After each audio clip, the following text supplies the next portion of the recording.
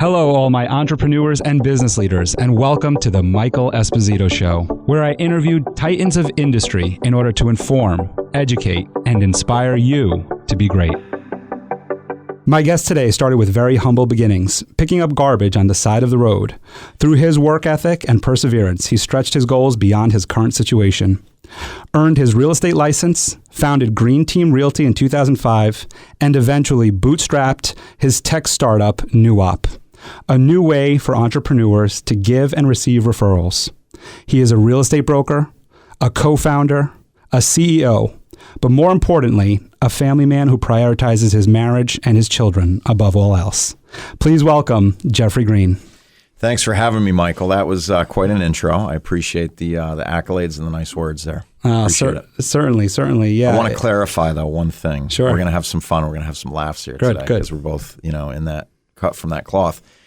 I did pick garbage from the side of the road, but I want everybody to know it wasn't like I was an impoverished child, just picking garbage to eat, that sort of thing. It was because my uncles determined that was the first thing that I would do when I worked on the farm, which was picking garbage out of the side of the road. Yeah. Well, this is a good start for us because most entrepreneurs, most business leaders out there started packing groceries in the store or different types of beginnings, and those sometimes teach us really, really great lessons and impact where we are today.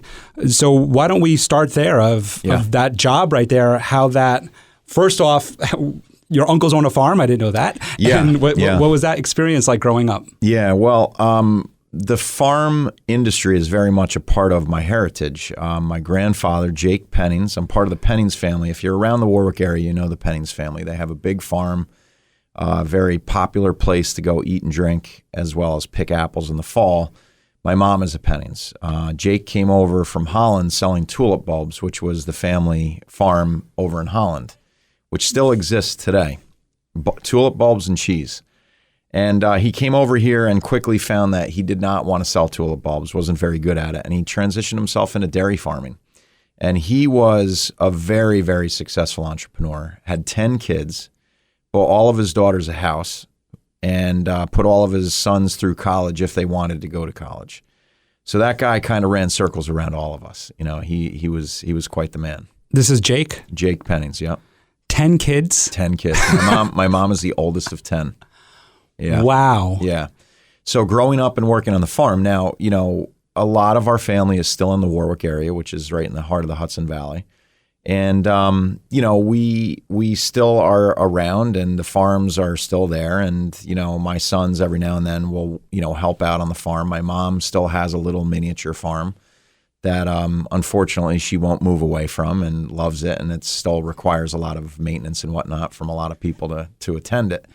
But yeah, growing up on the farm, mowing lawns, picking garbage out of the side of the road, picking rocks out of the fields in the hot sun, quickly taught me what I didn't want to do with my life. So it really, I was able to say, all right, I need to do well in school because this farming is not what I want to do. It's hard. It's really hard, physically hard work. There's not a lot of money in it. Some people are sharp enough to have transitioned into certain cash crops that make money for them, apples being one of them here in the New York metro area. A lot of people come up and they do U-picking. So my family was smart enough to make that transition from dairy into apples, and they bridged the gap. And now the Pennings farm is very much more than that. There's a cidery on site where they make their own cider, and they have beer sales and wine and food and the whole thing. And it's really an amazing experience to go there and eat and drink on the farm. So they've really been great entrepreneurs. That's amazing. And we talk so much about pivoting, and we don't realize that it's been happening for generations. Sure. Pivoting from, like you said, dairy to apple picking.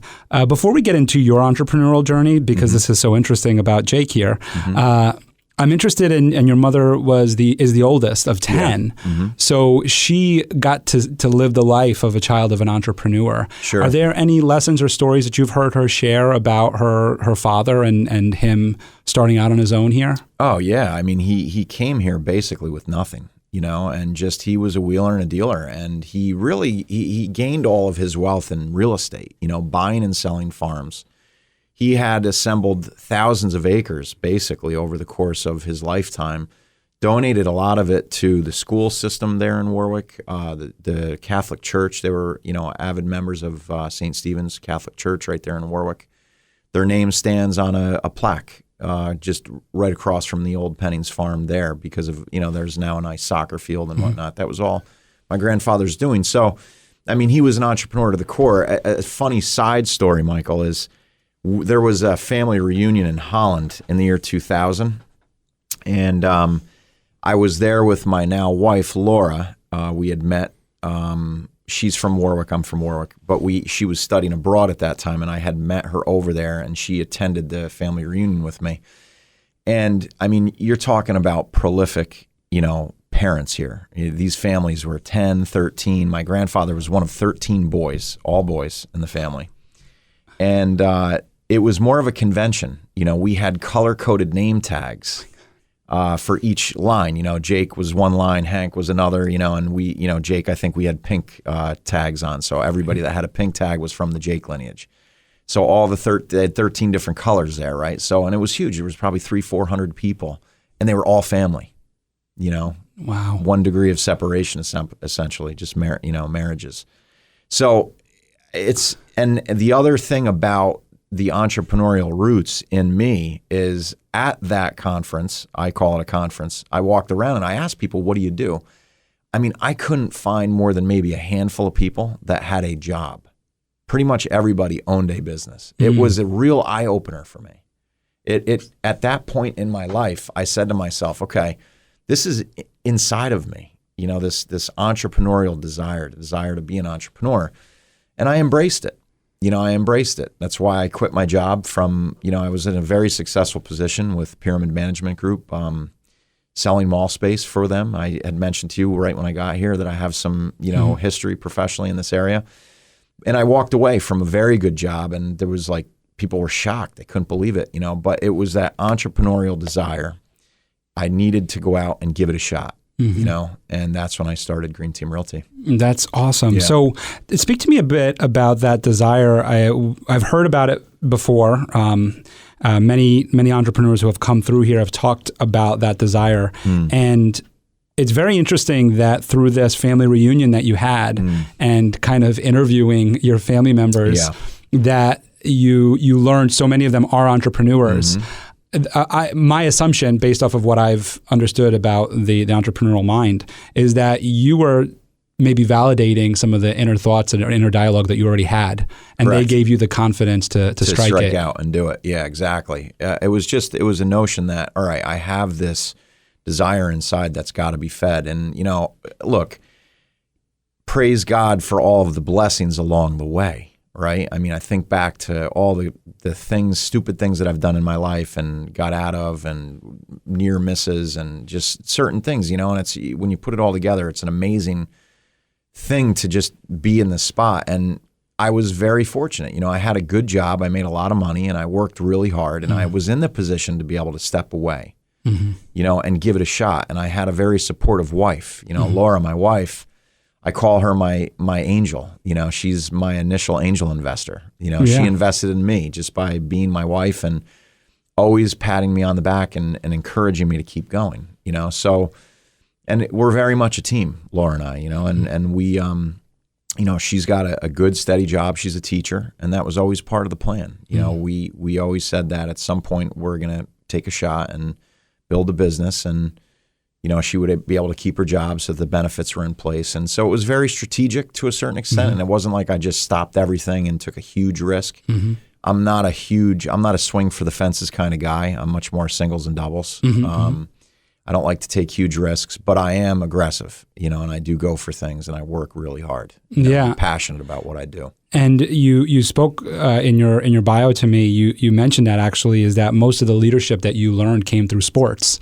And so I love that you brought up a sports reference already. So I mean, we might as well just talk a little bit about that experience and how that also impacted you. So I love that one of your learning experiences from doing the garbage picking and all the mundane farm labor, that from that experience, you learned what you don't want to do. Sure. And I think as entrepreneurs and business leaders, any job that you have or any position that you're in, there's always a learning from it. And if you're going home miserable every day, then maybe you should should take a step back, think about what your job entails from what I'm learning from you, right, in that experience. What about it don't I like? How can I make this a better situation and eliminate that part of the job and kind of level up? So the next thing is your sports history and leadership and what you learned from it, because that again is going to impact you as we talk about Green Team and NuOp. So share with us a little bit about your sports. Yeah, well, as fate would have it, so my father and his father were very good athletes. My grandfather, and football is part of our heritage, the great American football we're talking here, not soccer, right? Which I have no problem with soccer. I think it's a great sport. I love watching the World Cup and the whole thing, but we're talking American football here. So my grandfather was a Polish man from the coal mine territory of Pennsylvania. So I take a lot of pride in the fact of my family's humble beginnings in farm and coal mines and stuff like that. I reflect on that a lot. It really gets me out of bed and makes me work hard every day.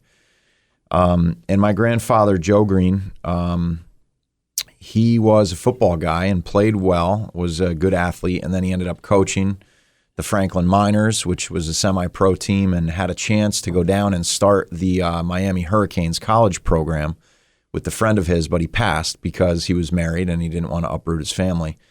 But he was right there with, I don't know the founder's name, but if he's enshrined down there. My grandfather coached with him. That's how far back it goes.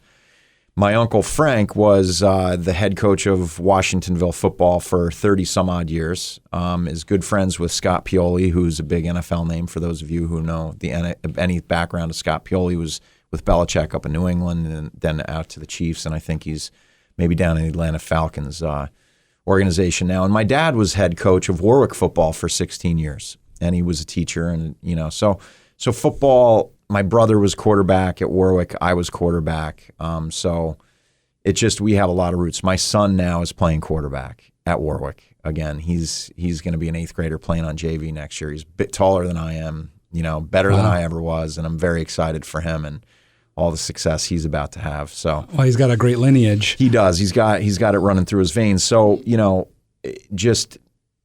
I absolutely love the quarterback position. I think it's the greatest position in all of sports. It puts so much pressure on you. You are forced to think really fast. You need to be a good decision maker. It taught me so many things. You have to be the leader. You have to keep people going in the huddle. When it's 4th and 1 and everybody's tired, you're the cheerleader. It comes down to you cheering everybody up, getting them fired up to get that yard in the cloud of dust, And at such an early age, it's like an amazing experience. I reflect back on it. I'm like, wow, that was and I'm just so grateful to all my coaches that gave me a chance, because I remember when I, made it known that I wanted to play quarterback in like 8th grade, I was laughed at by certain people, and I remember that distinctly. Like, everybody thought, oh, this other kid is clearly the quarterback for this group of kids. He was taller, he was faster than me, stronger. But, as fate would have it, I just stuck with it, and it just came to my stick-to-itness. And I just, I wasn't the best athlete for the position, but I was a leader. Were there any mentors or coaches or people around you at that time when you were going through, I would call it maybe a hard time where you're trying, you want to be the quarterback and people are laughing at you. Was there anybody that you can remember that inspired you? Yeah, there was, a handful of guys right off the bat. I mean, George St. Lawrence, Greg Sirico, who is the head coach now of Warwick and the athletic director, who will be coaching my son, actually coached me. And what was some of the advice they gave you in order to overcome that challenge? Well, just a lot of, coaching, just a lot of, pep talks and keep it going. I mean, I've always been a pretty confident guy, and I think just them giving me the nod to be in the position. I mean, I started as a sophomore, and that was not not many kids did at that time, and it wasn't like I was so exceptional. There wasn't a lot of options ahead of me, so they took a chance on me, and it just meant a lot, So I still have very good relationships with George, with Greg, John Garcia, Tom Folino. Those guys are all still very much Yeah, and so when we make the relationship from sports to entrepreneurship and where you are today, we think about our mentors that we have in the business world. And I think a great lesson that you learned from them, from what you just shared, is to stick to it. Yeah. Is that a lot of times, especially as an entrepreneur, and you'll speak about this, there's plenty of people that are going to say, what are you doing? And kind of like how you just shared with us about leaving Pyramid. They're going, what are you doing? You're going to strike it out on your own. You got a great job here. Yeah. And it's so important to have those influential people around you that say, stick to it, right? 100%. And I come back to my wife. There were many times, if you think back of the timeline of my career, I started Green Team in 2005 when the market was like it is now. It wasn't very soon after that the market collapsed. I rode a terrible market for 8 years. The market was in decline. Prices were in decline for 8 years in a row. It had never happened in the history of recording real estate. That was a really tough time for anyone that was in that industry. And there were many times where I came to Laura. I'm like, Laura, I don't know, man. I don't know if it makes sense for me to say what's going to happen with the real estate industry. I wasn't sure about the future of the industry. I spent a lot of time talking with other brokers who were in it for 30 years. Right. What do you think the future of the industry is? Is it worth staying in? Because if I could gain enough confidence that I knew that it would be there on the other end, I could grind through and stay to it and have that stick to it in this attitude. And, nobody had the right answer, but my wife kept me in it. She's like, Geoff, calm down. You've worked hard. You're building a great business. Things are going well. You should not give up on this, And to her credit, I didn't, and things are going very well. Well, while we're on the topic of Laura and your wife there, I think another lesson to be learned there is that you created a foundation with her of, outside of obviously your love and your marriage, and you said it was planned and strategic of you have somebody who's a teacher who has an income, benefits, you're very strategic in that. And so you created a foundation. And I think entrepreneurs who are trying to strike it out on their own, that's a very big tip for them to try to come up with a foundation. Maybe you don't go off and marry a teacher, but try to find a way to find some kind of structure, some kind of something that you could lean on a little bit when times are tough. Because obviously, her having the confidence in her job and her income, she was able to then support you, and I'm talking emotionally support you at the times that you were really struggling. Yeah.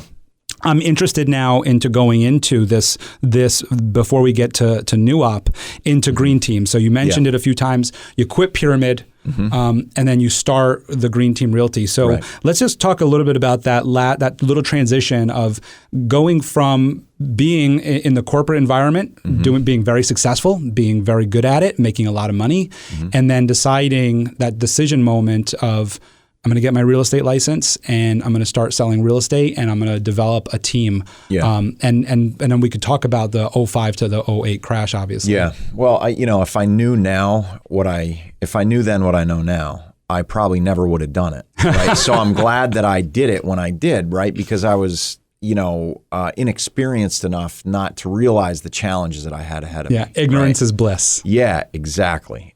So, it was a good thing that I jumped out when I did. Otherwise, I wouldn't be talking to you right now. I'd probably be in some corporate job, commercial real estate probably would be where I was. And there was nothing wrong with that. It would have been a good track and I would be fine, I'm sure.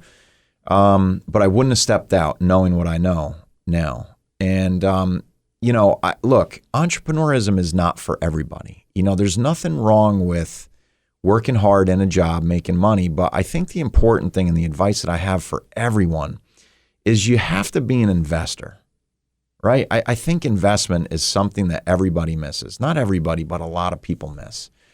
They buy their home, they put a ton of money into their home, and they're not investing, right? Now, for some, that may be investing in the stock market. Others, it may be investing in real estate, commodities, cryptos, whatever it might be. But I think it's important that, people have an investment mentality, no matter, because that's a form of entrepreneurism, that you can fill your desire of being an entrepreneur without rolling the dice in a huge way and throwing everything away of a career that you have. Investment is a way to have that entrepreneurial spirit. And, obviously I'm a big fan of real estate. I got into real estate because of my family's history with it. What I didn't tell you yet was that my folks had been real estate brokers for 40 years, both my mom and my dad. My dad was originally first a teacher, my mom a nurse. Then they got into real estate. Then they got divorced.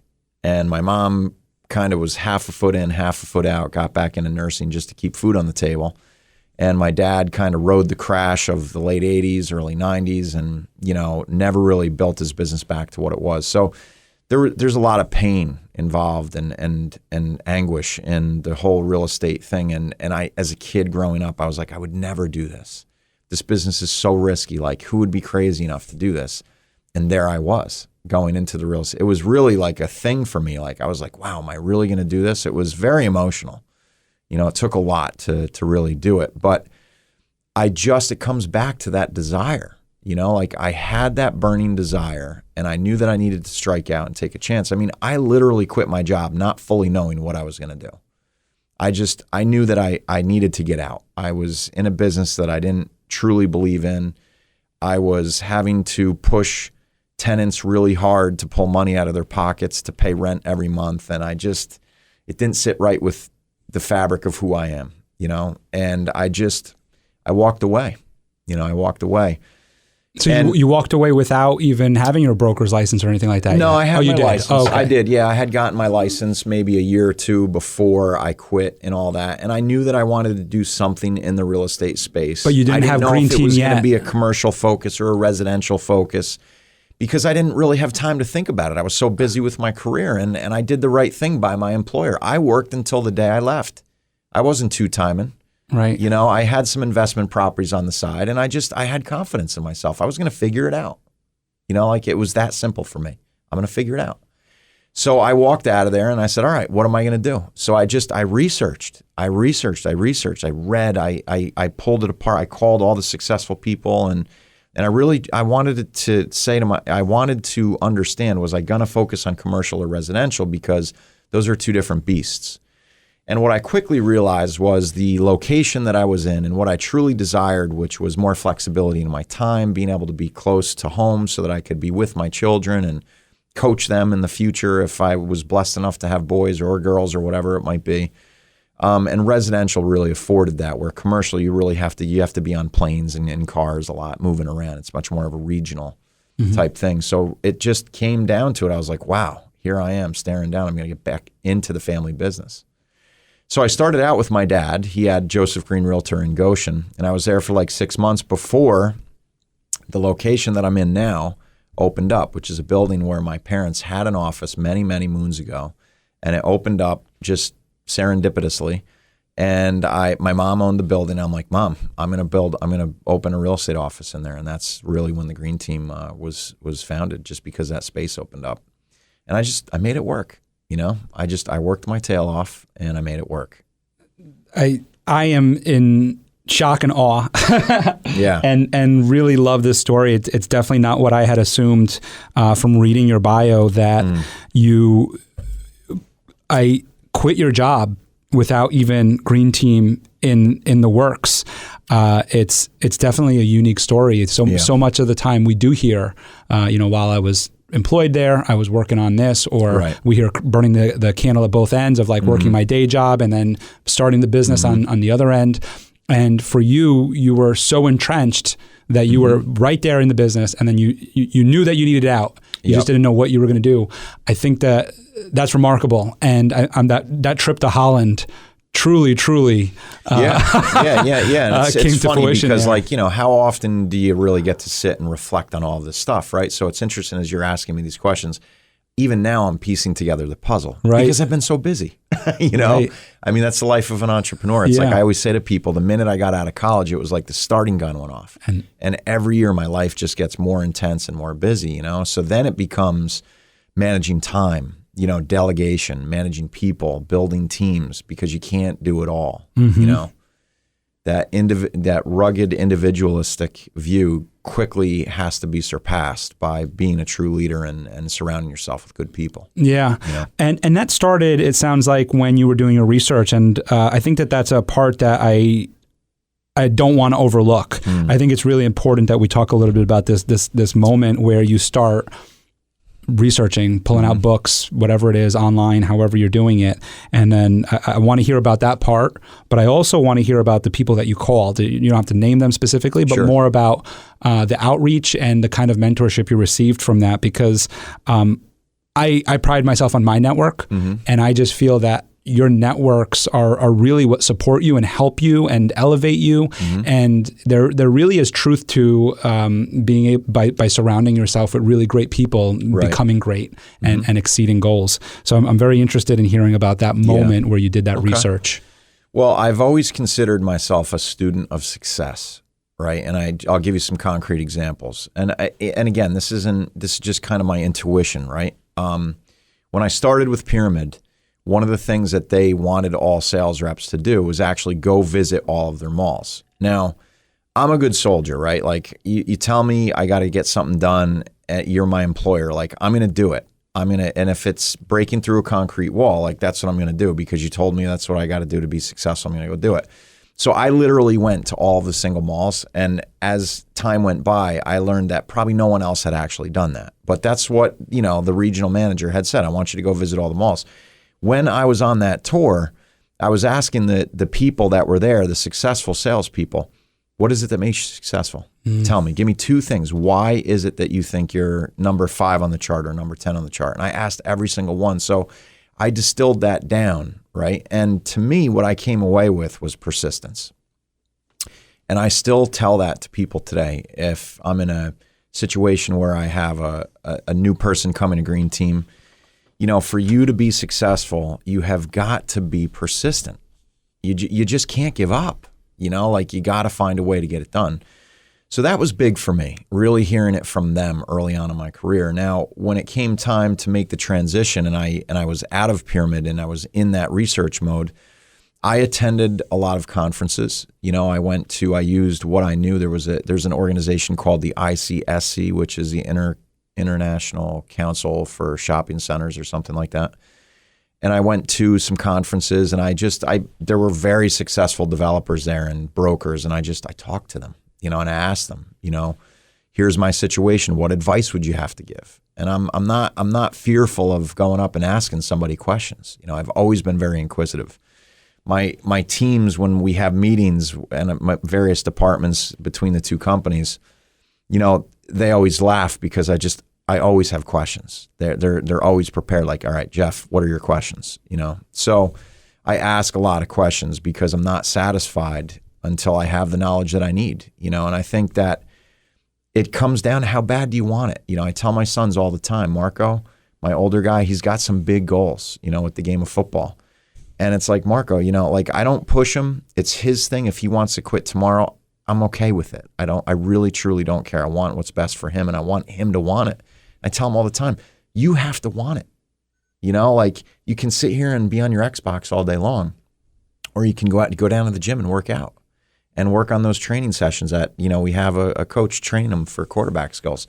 So how bad do you want it? That's really what it comes down to. So I wanted it really bad. I wanted to be successful. I knew that the clock was ticking. I couldn't not make money for a very long time. I didn't have that much cash. I didn't have that much of a runway. So I had to get busy and go do it. So I flew to a couple conferences and talked to as many people as I could. And I had the resources to do those sorts of things. But I was building my network at that point in time, right? And trying to just figure out what I wanted to do. Which, again, that the network and speaking to people, I think as entrepreneurs, as business leaders, as wherever you are in your career, having a conversation with the people that you want to be like, right. I think is key, right? That's how I got to my first job with Pyramid. I called some of the people that I felt were the most successful in life, not just financially, but they were happy. They seemed to have time on their hands, be able to do cool things. And I literally called them and I said, what do you think I should do? And I got a great tip from one of them to actually go and look for specialty leasing jobs in the mall industry. So I did that. And it was just random that there was a job open in Middletown and I ended up back at home. But I was looking all over the country. I had job opportunities out in California and, it just was, again, fate that brought me back to the Hudson Valley. Yeah, you learn so much from the people that you reach out to. And I think for anybody who's afraid to reach out to anybody, I would like to, and I'm sure you can attest to this, to let them know that the person on the other end, they want your phone call. I've spoken about this too on other podcasts, is the people like sharing, people like giving. And when you ask them to share and to give, they're willing, as long as they know that you're willing. Intentions are true. That's right. You're not looking to pull money out of their pocket. You're just literally looking for advice. Right. They want to do that. And then on the other side of that, if your gut feeling is telling you not to call this person, or maybe they're not sharing or not willing to share, or they're looking to sell you something in order to share, well, then maybe that's not the person you should be speaking to. You shouldn't. You don't need to lean on that person. There's plenty of free advice out there. And then one other little tip, and then I want to get into going into Green Team and into NuOp, is there's so much free advice on YouTube. I would caution who you're following, who you're paying attention to, but I've learned so much from like Gary Vee, Ryan Serhant, Tony Robbins. I've never met these people, but they've mentored and shaped so much of what I do today by just watching and paying attention to what they do. Sure. And what I think is very important to me, and I'm sure to you too, is their character and what they stand for, and their beliefs, and understanding that they really have good intentions. Look, everybody makes mistakes. Everybody has a history, so I'm not going into that part with these individuals.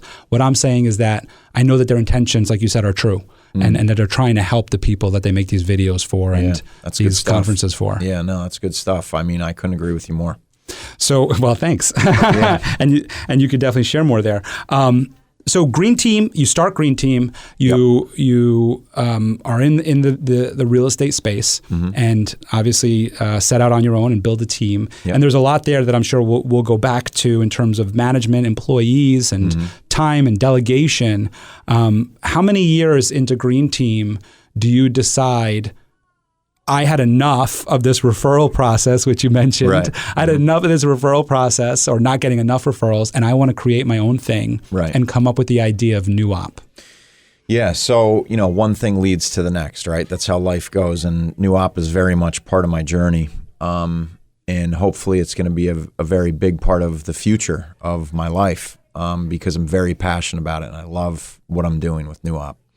So probably about halfway through my tenure with Green Team, I got frustrated because I was, doing well as a broker, and I was listing a lot of homes for sale.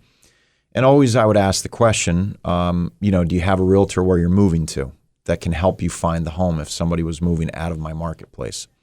And a lot of times the sellers would not have somebody. They needed help on that end. So I would say, okay, well, I can help you because, we as realtors, we can earn referral fees, right? So I have my client and I can help them find somebody. And for doing that with the agent that I connect them with, you can earn anywhere from 25 to 40% of their commission that they earn. And this is a very standard practice in our industry. Referrals it's commonplace to do this. It happens all the time. It's very regular. But it was just such a manual process. It was, I'd have to call people, find some people on Zillow or Realtor.com, call them, maybe get a call back, maybe not. I finally talked to them. Now we have to bind the agreement. All right, so I'm emailing them. They're printing it out, signing it. Once e-doc signing platforms came along, it was a little bit quicker, right, because you could set it up there. But still, it just seemed to me like, how is there not a good platform out there where I can just tap, tap, tap on my phone and get it done, without having to have a lot of conversations. So I waited around for years, and I looked, for something, and it just didn't prop up, So I'm like, maybe I should build it, So that's the humble beginnings of NuOp. That's where we started, was in the real estate space, building a platform for real estate agents to be able to refer clients to one another and be able to have the agreement the referral agreement process all done inside the platform. So, now to this day, you can bind a referral agreement in blockchain and, set the terms of the agreement and the whole thing, and it's all done on the platform. We have since expanded the scope of NuOp to include many, many professions outside of the real estate industry. But the real estate power teams, I call it, is very much a part of, our focus. It's very much where we focus our time as NuOp because we have so much to give in that sense. When when I say the power team, I mean real estate agents, mortgage bankers, home inspectors, insurance agents, anybody that touches the real estate transaction. I would consider somebody, painters, general contractors, roofers, all of those people, they need each other, Realtors need a roofer sometimes, and sometimes a roofer needs a realtor, So we're working on just getting these people connected, giving them the tools that they need to exchange business, recommendations, referrals, so on and so forth. And it's been a lot of fun. It's exciting. We have quite a team of people working on this, and it's really my future, and I'm very excited about it. I mean, software is the future. There is no better business model than software as a service, SaaS companies, right? And as and again, I'm not a guy that swings for the fences. I prefer singles and doubles, right? So there was a lot of research that went into me actually taking the time to get to this point, to create this business model and this business. This time I was much more careful, and you know what I'm saying? I was unwilling to just walk away from Green Team, and I still am. Green Team is, and I'm still working on a transition plan, this, that, the other thing, because at some point it's going to need to happen. And Green Team's not going anywhere. It's a great business. In fact, I say all the time, I'm the one standing in the way of Green Team's expansion. It is, I need to put things into place so that it can grow. I mean, we're literally busting at the seams. We need to open more offices. We have agents coming from afar away just to be part of it because they like what we have going on, because we focus on, helping people be successful. We need to open. We need to expand, and we will at some point.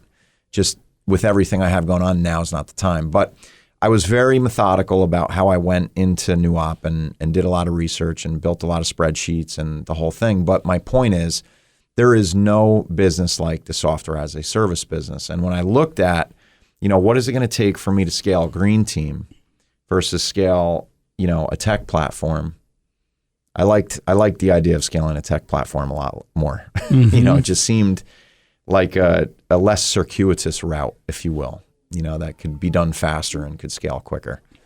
So we took the idea and ran with it, and now it's all about scale. There's definitely, we're going to come back to the conversation of software as a solution, or also known as SaaS. But just to go a little sequential here, and I want to go back to Green Team for a second and just understand the business there, and then the time frame from the research of NuOp to the launch. And I also want to talk a little bit about the bootstrapping of that and what that is and what that entails, because I think entrepreneurs out there, it's very important to understand that on several podcasts or episodes that they may have listened to or will be listening to, we talk about angel investors, seed funding, the different rounds, and one thing that I haven't spoken about yet is bootstrapping. So I think that's vital to talk about. Let's talk a little bit about Green Team. What do you mean when you're talking about expansion? What's your team look like? What are you guys doing exactly? It's obviously a real estate brokerage, but what's the company look like? I'll give you a little color. So we have 2 offices, one in Warwick, New York, the other in Vernon, New Jersey. We have about 100 agents between the 2 offices. The offices last year, I think, did somewhere in the neighborhood of $160 million in sales volume between the 2. Warwick more so than Vernon. It's an older office, more team members there, so on and so forth. We are number 1 in our respective towns, and that supersedes all the franchises, all the big offices. We're number 1 in Vernon. We're number 1 in Warwick. We're top 10 in the counties in which we do business in as well. I think right now, if I were to run the numbers, we'd be number 6 or 7 in Orange County and about the same in Sussex County. So, I don't like to brag, and I'm not bragging. I'm just stating the facts. Sure. And if you look at those stats and all the other brokers that are around there, it's all the big names. So. And you started we're doing something different. Yeah, and you started this, like you said, from your mom's office, her building. You built an office. I never worked for a larger franchise. So I started as a solopreneur, with my dad. right? I started with my dad as an agent, and I never worked for one of the bigger franchises. I really don't know what they do or what it is about them. Let's go with that moment there of you're with your dad. Yeah. And let's just fast forward to you start building out your team. Yep. Tell us a little bit about that process of going from kind of, I mean, I know you and your dad are a team there, but as a solopreneur, because you're building this team out. Sure. So what was that process like for you? So it was very, probably as I look back, very unnerving for my father, right? Because here's this young hotshot coming into his office trying to tell him what to do. Right? This is a guy that's been in the business for 30, 40 years. And I have all these ideas. Dad, let's do this, let's do that. And I quickly saw that that's not what he wanted to do. Mm-hmm. So I backed off, And then the office opened up. So I said to him, Dad, here's this opportunity. And it started out with a branch office with him, and I was the broker manager of the branch office. And then eventually, again, we couldn't really reconcile what I wanted to do with where he wanted to be. So it just made sense for us to go our own ways. Let him keep Geoff Green Realtor, and I would start Green Team. And it all within a year, this whole thing took place. But when I started in the real estate industry, I had an assistant from day one. I was, not knowing then what I know now, I wouldn't have done it, but I literally hired someone full time from day one because I saw what it took to scale just a real estate agent business, not even a brokerage. And I was like, there's no way I can do this myself. I need some help. So to put it all together, I hired somebody right off the bat. I've almost never worked without support, and I think that's, one of the things that frustrates me still to this day with some of my agents is that, we offer, one of the unique things about Green Team is we have an on-demand personal assistant program, which is unique. There's I don't know any other brokerage that offers something similar. And my operations team, we work really hard on that program. We have good assistants in place, and it's not that expensive for the agents, and so few of them use it still to this day. It's unbelievable to me. But it goes to show that most people don't like to delegate, and their mind is not there. They're not like an expansionary type of person like I am. I can't delegate fast enough. Maybe one of my weaknesses is maybe I delegate too fast, but that's in the nature of me. I'm very much an entrepreneur. It's difficult to delegate, and it's something to learn. Sure. I'll share that with you is that I've had trouble delegating in the past, and even going into where I am today and some of the position that I'm in today where I have, like you said, we have an assistant in-house at USI, and sometimes, she had to tell me, Michael, don't give me the BS that I don't that you don't want to put it on my plate. Right. That's my job. Right. Put it on my plate. Oh, you had a good one there. She does. Yeah. She lets us know because she's like, hey, look, this is my job. Yeah. And if you don't give me work to do, then I don't have exactly. Right. Yeah. So it's definitely something that you learn. Mm-hmm. And I go back to your football years, and this is why I feel like someone's history is so important. Sure. And that anybody listening should look back at their history and the lessons that they learned from them. You learned delegation when you were a quarterback. Yeah, That's where you learned it. You're right. And it's it's playing a huge role in where you are today. So sorry to interrupt, but I just thought that's so important that people understand that delegation doesn't just pop in your brain. Right. You have to learn it. And if you don't know how to delegate yet, then seek out people who can teach you, seek out mentors who are really good at it, seek out leaders, and start asking them, how do you inspire your team? Yeah. And I mean, look, there's a whole podcast we could do on delegation, right? And we won't get into the weeds and the minutia, but there's a lot there, and there's a lot of detail there, and there's a lot of follow-up that needs to happen, and documentation, making sure, clear instructions are written out. I mean, people that know me well and work with me, they see the detail that goes into what we have in place and everything that's there. It's I'm maniacal in that sense. Right. Yeah. Delegation is not plopping down a folder of a bunch of stuff on someone's desk. It's being very clear as to what you're trying to accomplish and do. It takes a lot of work, but that's what sets you free ultimately. Right. So you gotta be willing to put the work in up front. Right. So you build this team, and another thing that I like and I want to highlight here is that you knew from the very beginning, even though you probably couldn't afford it, like you just said, but you knew right from the very beginning that you needed a support staff and to start growing, and that's something that you offer your team. So now you're building this team. Mm-hmm. And I leave it back to you. So we're building the team at Green Team, and I when I first started out, I was listing and selling homes, and I was generating leads and doing inside sales for some of my agents. I mean, I was just working, doing whatever it took to keep the cash coming in.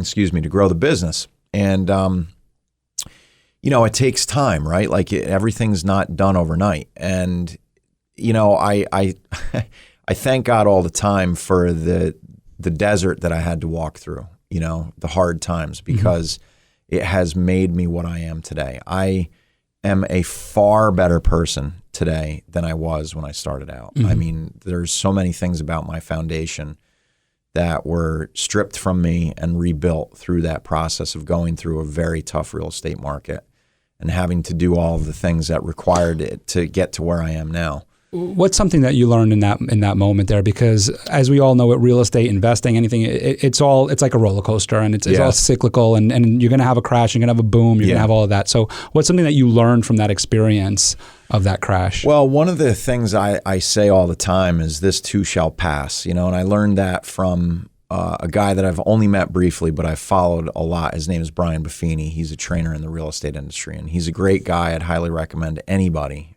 get a hold of Brian's stuff and just listen to him. He's got a phenomenal story. He's wildly successful, great dad. He's the real deal. And his wife Beverly would always say to him, you'd hear Brian, if you know Brian, this too shall pass. And there's a lot to be said about that. Another way would be, don't get too high, don't get too low. Don't go over the top, don't get down too low, because things are going to change. Like it's good now, it's going to be tough in the future. So steel your mind to understand that you got to stick with it no matter what's going to happen, and be prepared. I never really sit idle. It doesn't mean that I don't take time off. I do take time off. Another mentor of mine, again, a man that I've only met briefly, Dan Sullivan, Strategic Coach is his company. I was with his program for a year, and I learned a lot there. One of the big takeaways from that was taking time off. He has a concept called the entrepreneurial time system, and one of the key components of that is a free day. 24 hours, totally shut off, no cell phone unless you're doing something fun, not checking email, text messages. A 24-hour period of time is a free day. And he encourages everybody to take, long weekends every quarter, at least one free day a week, and a week of 7 days in a row with no connection at least once a year. And Dan always says you'll have a breakthrough in your business if you do that. Now, have I been totally faithful to my free days in the last couple of years? No, I haven't. But somebody who takes a lot of free days and does that and follows that every year? No, no, but thank you for thinking that. Bill Gates. Yeah, I just watched his documentary, and he goes away to a lake alone and locks himself in a cabin with a bunch of books and a notepad for 7 days, like you just said, once a year. So there you go. Yeah, there's validation to that strategy. And look, again, there's so much great stuff from Dan, and he has a diagram that basically shows, like, you can't go to the point where you're counterproductive. You've lost so much energy from your being that you're moody, you're snapping at everybody, you're not in a creative space. So you got to take the free days before you get to that point. Right. Yeah. Stephen Covey would say to sharpen the saw. Sharpen the saw. That's right. Love Stephen Covey. Yeah. So let's go now. So you build this beautiful team, this great team. I think delegation was huge in that. Support system, obviously huge in that. And I'm very interested now in the bootstrapping of NuOp. Sure. So you come up with this great idea of there's got to be a better way. Nobody else is doing it, so why don't I do it myself, right? And then you figure out, well, this is going to cost a lot of money and a lot of time. Yeah. And so I'm interested in that portion there of like the bootstrapping and the amount of time from thought to launch. Yeah. Okay. So thought probably was happening 2013. Thought. Getting serious about it, 2016. We launched the MVP, which is minimal viable product. That's a term in the tech industry. We launched our MVP iOS app in the App Store. I think that took place in 2019. So the app's been out there for some time, but it's matured phenomenally. I mean, we changed, again, we pivoted from just being focused on real estate agents at the end of 2019. So we're a little bit over a year into a completely different pivot where we had to completely refactor the platform and basically start from scratch and rebuild. at that point in time, once we realized that our scope was not big enough. So it's been a journey for sure. And at first, once it came time to get serious about things, I needed an attorney, and I've got a good buddy, Joe Donahue, who's a very successful, as he says, death and taxes attorney. He's an estate planning attorney. And Joe, was like, all right, well, maybe I can help you, but I think I have a better guy for you. And he turned me on to Ash Kalb, who is a startup attorney, basically. And, so Ash put some things into place for us and, opened my mind to raising money. And we went out and spent a lot of time and energy raising money. And we were fairly successful at it. But we were only able to get it done with friends and family. And looking back on it, I would say to anybody who's looking to start out and do something like what we're doing, you got to recognize that until you get to revenue, until you have meaningful revenue coming in from your product, whatever that may be, you're probably just not going to compel the professional investors to invest in you. I wasted a lot of time chasing, angels and, funds that, make a business of loaning money. And at the end of the day, they would take information from me and learn what it is that we wanted to do. And in some cases, you have to give a lot of information away and sign NDAs and this, that, the other thing to get virtually nothing in return. So there was a point of time where I just said, forget it. We've raised the money from friends and family. We blew through it. Because that's what you do. You're blowing money with a tech startup. You got to pay engineers and product managers and the whole thing. It's not for the light of heart. It is a very expensive process. Would you process. be comfortable sharing what that looked like, that number? Yeah, we raised between early on, myself, friends and family, somewhere in the neighborhood of $400,000. Wow. Right? So it's a lot of money. Yeah. But it pales in comparison to what, you need. Some other people have raised. Sure. I've had some people take a hard look at our platform and that are very successful people, and they're just astonished at what we've built with the money that we've spent. They cannot believe what we've been able to pull off.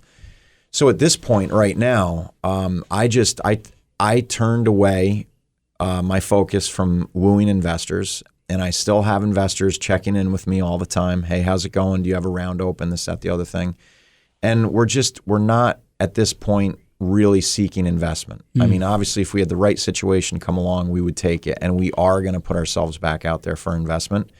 But we need to hit certain milestones first before we go out and do it, because we know that one of two things is going to happen if we don't hit those milestones first. Number one, they're not going to want to even entertain a deal. Or number two, they're going to take too much of flesh from us, more than a pound of flesh that we want to give. Right. And it's just not going to be the right deal that equity we want. In the company. Yeah. So again, praise God for put all these little pieces that happen in life and have to come together, have just put me in a position where I can afford to run the team out of my own pocket. Right. Praise God. No, again, it goes back to your infrastructure of, it started with Laura and the Green Team, and then now you have the Green Team helping with NuOp is my assumption on that. Just going back in terms of bootstrapping and going back to the friends and family and that process, what was that process like? Which we're calling bootstrapping, which is the industry term, quote unquote, bootstrapping, where you're going out and you're raising funds. Did you do that through GoFundMe, phone calls, email? Like, how did you Personal go about relationships. do that? Yep. It's just about knowing who are people that have the wherewithal to lose money, right? Because so important. Yeah, you don't want to go after people where it's going to negatively impact them if they lose money, because you have to be realistic. Like, this may not work, and you may lose everything you put into it, and they may too. So don't dare go to somebody that can't afford to lose the money. That's just not right to do. Right. So, being a real estate broker, I have some people that are wealthy individuals, and I just, asked the question, would you be interested? And some of them were. They knew who I am, and they know how hard I work, and that I wouldn't spend my time on something that I didn't truly believe in. And, so you need a pitch deck, you need a pro forma. Those two things are essential, and there's a lot of tools and resources out there on how to do one. And, I have not put any focus on our pro forma or pitch deck in a couple of years now, and it's been really freeing, quite frankly, because that was a lot of time and energy spent on trying to project what this business will do. And in that space, there's been so many changes. Sure. And I just actually was the other day, as I closed the loop on, this particular project that I was working on for NuOp, I got done. It was like a 3-month project for me, something that, a feature that we're working on. And I kind of have my pet projects within the platform that I like to design certain things and flows and how things are going to work. And these are some very exciting things that we have coming out. And I closed the loop on that the other morning. I'm like, all right, what am I working on next? What's my focus going to be? And I just put my eyes on the pro forma, and I'm like, wow, there's so much has changed. So much has changed for the better. Right. So it's going to be exciting when I get back out there to start pitching again with the pro forma, because we've come so far. Yeah.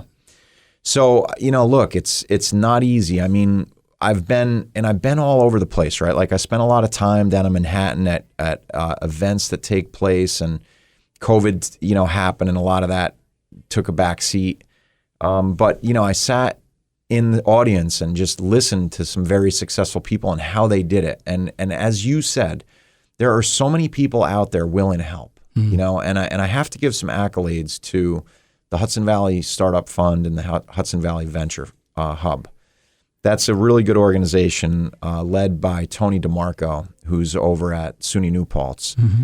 And they've been a great resource for me. I pitched to the Hudson Valley Startup Fund, went through their due diligence, and ultimately came to the point where they declined an investment in us, right? And it was a lot of work going through all that. And they, they were one of the reasons why I stopped looking for money, because it was a lot of my time. But again, as I look back, I'm glad that they didn't invest in us at that time, because we're such a better company now. And, we weren't ready at that point in time, and they had the wisdom to know that, And you learn how to be lean too. 100%. And that goes back to my statement before. I'm happy that God brought me through the desert that I was in, right? Because it's made me a better person. It's made me a better entrepreneur. And once again, going through that desert with this tech startup, it's like, life brings you these challenges for a reason, right? And it's like God is testing you to see if you have the valor to get through it. Yeah. I think it's just so cool that you did that, and then you look at these different experiences that I think some people would become discouraged. And again, we go back to the childhood and the coaches around you that's just said, you got to have persistence, and then you learn that through the salespeople, and it's just carried on through like a theme through your life. One step leads to the next. There's so much more to go into, and I'm very excited to hear more about your journey in this tech startup. Sure. And because I know we're just touching it. We're just on the tip right here. Especially, we haven't even gotten into rounds yet, so there's definitely more to talk about. But something that could not be overlooked in your bio, and what I had to mention at the top here, was your love for your family and the time that you spend with them. And then, of course, your philanthropic work with Team Up for Hope. So I'm kind of grouping that together for you to be able to expand on both. The family side, so important to me. I feel that I always, when I speak with people, to me, family comes first. I've had a conversation with a manager many years ago where was trying to get me to stay when my daughter was sick. And I looked at him, and this is exactly what I said to him was look, without them, without my family, I'm not here. Right. There's no reason for me to sit at this table with you if I don't have them. So it's so important. So I love that you prioritize family. And then same thing with philanthropic work is that if we're not giving back, if we're not doing something for the greater good, then it's almost like what's the purpose, right? Right. So I love, and that just stood out to me from everything that you wrote. And so I would love for you to expand a little bit on that as we come to a little bit of a.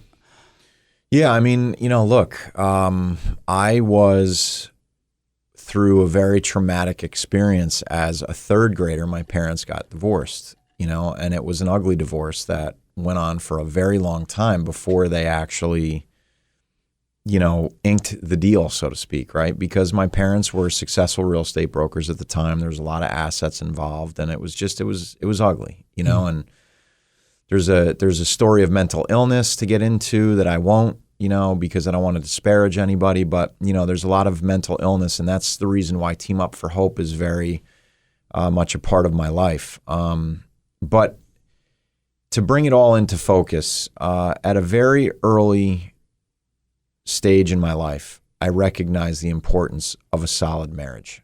So I cannot say that there's been a day where it hasn't been my primary focus, my marriage with my wife.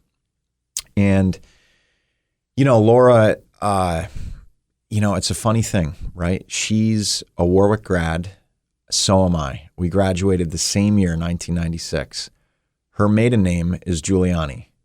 My name is Green. So that means our lockers were like 10 apart. We never caught each other's eye all through school. Wow. We knew who each other were. It wasn't until after high school that we caught each other's eye. And it was like an immediate click, and it was like the only thing separating us from being married was we were in college and our lives hadn't really started yet. And I was just totally in love with her, and from the get-go. And I guess in my mind had always held out hope that maybe someday we would get together. And a lot of things happened in between. And she went and traveled, and she's a foreign language teacher. She teaches Spanish and Italian. So she spent time abroad and all of these things. And, again, as fate would have it, we ended up in the Hudson Valley together. That search for specialty leasing sales representative led me to Pyramid and got me back here. And she had a job opportunity in North Rockland. So we both, there was a point in time where I was trying to get her to come up to Boston because I was up in New England, and she wasn't willing to do it. And it might have been over if it weren't for the fate of the jobs coming together. And here we are, and we have two great boys who we both love, and just a really solid marriage that's, grounded in our Christian faith. And I have to say, everybody listening to this has heard the word God come out of my mouth, and I haven't always been like this, and, there's been some hard times for sure in our marriage. And I can just say that our Christian faith is definitely one of the main reasons why things are the way they are for us. It is God's first ministry, our marriage, and we take it very seriously. Yeah, and another thing, and of course, I want to definitely mention is that's what you mentioned is one of my questions that I always ask in my questionnaire, but don't always bring up here is how to overcome hard situations. And you mentioned that faith, hope, confidence, determination, organization. Yeah. So that I think that even taking a step back from religion, without getting religious, and sure. I perfectly respect your faith but just for all of our listeners, just broadening the subject of just spirituality, of just understanding that there is just a bigger picture to everything, and that you're not alone. Even if we're not talking about spiritually, but just as a whole, as humanity, you're not alone, and there's so many people out there. So I really love that you put that in your bio, and that you prioritize family, and that as busy as you are running two companies, you make the time to coach your boys, to be there for the family and be with them. And so, speaking about a world that's bigger than ourselves here, Team Up for Hope. Tell us a little bit about that as we conclude here. Yeah, so Team Up for Hope, look, we've always been, givers, our family and the Green Team. We like to give back. We just do. It's part of who we are.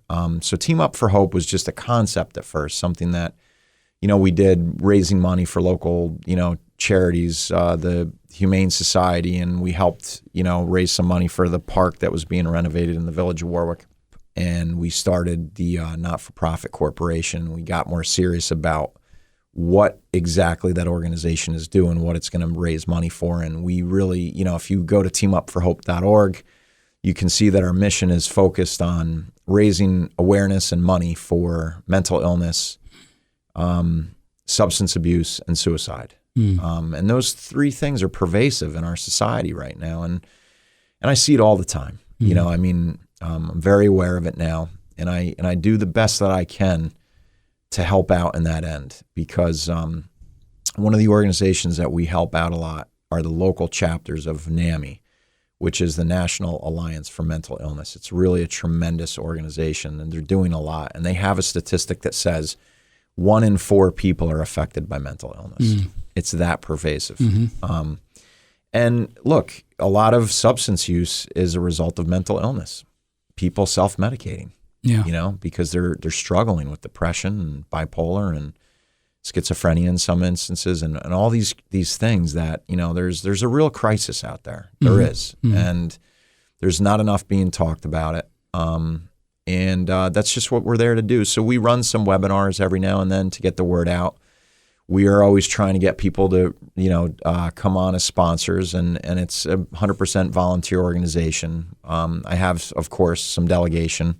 So Green Team, we pay for that. So there's no cost to Team Up for Hope. So every dollar that's donated goes right back out to organizations that we see doing things in the space, because we're not the ones dealing with the people who need the help. Right. We're not prepared for that, or that's not what we want to do. We just want to make everybody aware that this is a problem, and there are good people doing unbelievable work, doing the hard work that none of us want to do. And to keep them working on that and not having to worry about keeping the lights on, that's where Team Up for Hope comes in. We're helping them keep going. That's what it's all about. That's fantastic. Yeah, I mean, and it's those people that do that work, it's a true calling. There's just, there's no words to say the kind of work that they do.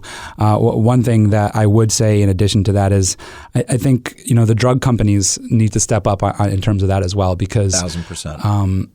And because of the way that these drugs are created and made, and it could lead to these kind of places. I'm not saying that they're on the hook for it. I'm just saying that, I'll leave it there without getting too crazy on this. Listen, but I think point taken. Yeah. I don't disagree with you one iota, and I think over time, it'll come to pass. But I agree, and I just think mental illness in general needs to be a bigger focus, and everyone needs to realize that it doesn't matter what political side you're on. Right. It's a problem. Yes. And we need to deal with it. It's not, it's rampant through our prison system, through our criminal justice, the whole thing. It's a problem, and it's the root of many problems. And I feel like if we pay attention to it, a lot of other things will be solved. Yeah, and paying attention to it by helping those people that are in those different social workers and those areas, and helping them, supporting them financially to be able to do their job, because it's a tough job. More of them. Right, because they're overwhelmed. So that's Team Up for Hope, and that's teamupforhope.org, and of course that'll be in the show notes. Before I get you to plug some of your stuff here, my final question, and the way I phrase it, you can take it however you choose, is going back in time, looking back at your professional career, of course, if there's something that you could change or do different, what would it be? Or as I give you a different option, if there's something a failure that what was the best lesson that you learned from that failure? So whichever one you choose. I think probably, remaining calm and saying less is probably one of the biggest lessons that I have learned over the course of time. When I think back about, look, you should never be afraid to make mistakes. You're going to make mistakes. That's how we learn as humans. I tell all my salespeople, I want you to make lots of mistakes, because that's how you learn. That's the failure of our human nature. Right. But try not to make the same mistake twice, right? So, I think back of some of the mistakes that I've made, it's always been my mouth that's gotten me into trouble. So I've learned to be more calm, a little bit more understanding, close my mouth, open my ears. That's the big thing that for me that has been, I look back like things I've said to my wife that were stupid, or my kids, it comes out of my mouth. Right. So I have to be more discerning with things that come out of my mouth. That's great. I hope I did a good job of that today. You did a great job. Yeah, think before we speak. All right, For sure. I definitely take that advice as well. Certainly helps. Great advice for everyone out there is think before you speak. Geoff, thanks so much for coming on the show today. Thanks for having me. This is great. Could you just share any websites or ways to contact you or your team? Yeah. So NuOp.com, NuOp.com is the platform that we're building. Definitely check that out. We're actually working on our handles to get it a little bit more easy to remember, but my handle, not right now, but eventually is going to be nuop.com/m/ggreen. So I'm not going to give everybody my Facebook handles or Twitter. No. It's going to be NuOp going forward. Yeah. Awesome. NuOp.com/m/ggreen. Perfect. Yeah, and that'll all be in the show notes. Right. Well, thank you, Geoff, for coming on the show. Thanks, this has been a really a great learning experience. This is definitely, like you said when we first started, before we went on air, a relationship that will continue. So this is awesome. the beginning. Thanks so much. Thank you. Thank you for listening to The Michael Esposito Show. For show notes, video clips, and more episodes, go to michaelespositoinc.com/podcast.